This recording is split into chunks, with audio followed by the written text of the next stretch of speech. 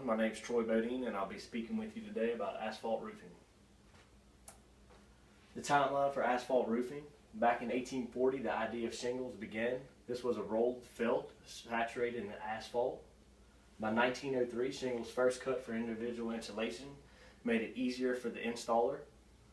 By 1915, crushed granules were added to shingles, such as oyster shells, slate, and fly ash. In 1920s, diamond shapes were added to shingles, making them more aerodynamic. By 1930s and 40s, interlocking shingles were introduced, making them more resistant to wind. By the 1980s and present day, asphalt shingles dominate Canada and North America. Types of materials shingles are made of include organic base, cellulose, paper, wood fiber, saturated with asphalt to make it waterproof.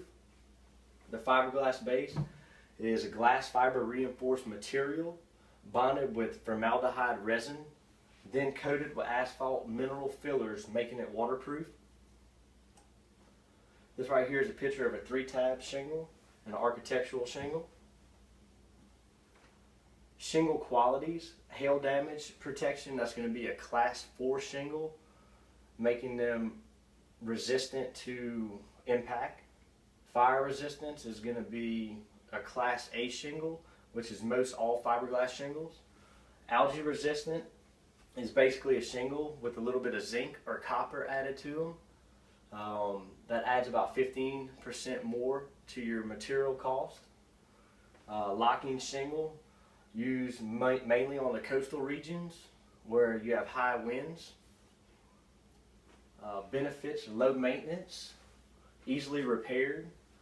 Most economical is asphalt shingle over metal, slate, or tile.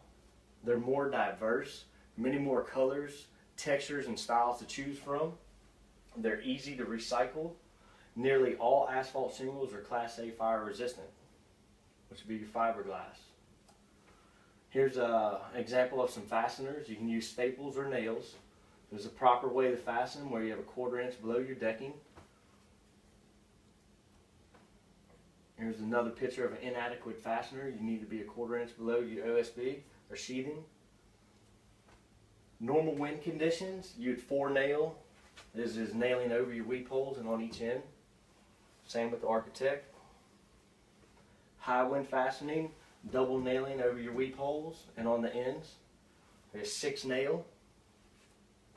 Standard slope fastening, be a 4 or 5 nail. Steep slope fastening, you have some extra nails up here at top. Also good to use on rakes or gable ends. Architectural shingle pattern. This is called a stair-step pattern, making it really easy to install. You just start out with a whole shingle, cut 6 inches off. You have a 3/4 shingle, cut one in half, and then use a remnant, a little 1/4 inch. It's a stair-step pattern. You have your ice and water shield, mainly for up north where you have a lot of snow buildup on the gables or in your valleys. Asphalt shingle installation tools you'll need: hammer, utility knife, ladder, nail gun, air hose, air compressor, work gloves, chalk line, and tape measure. As an experienced roofer, I'd recommend that someone inexperienced would start out with a Certainty versus a GFA or Owens Corning. You have a lot more room for error. The Certainty shingle basically gives you 1.5 inch nail line throughout the center, and it's a lot easier to nail. You never want to install architect dimensional shingles on a roof with little to no pitch. Little to no pitch is pretty much you have bad water flow, a lot of wind-driven water, and importance of proper roof ventilation. You always want proper roof ventilation because attics get extremely hot and it'll kill the life of your shingle. And that's it. Thank you for listening.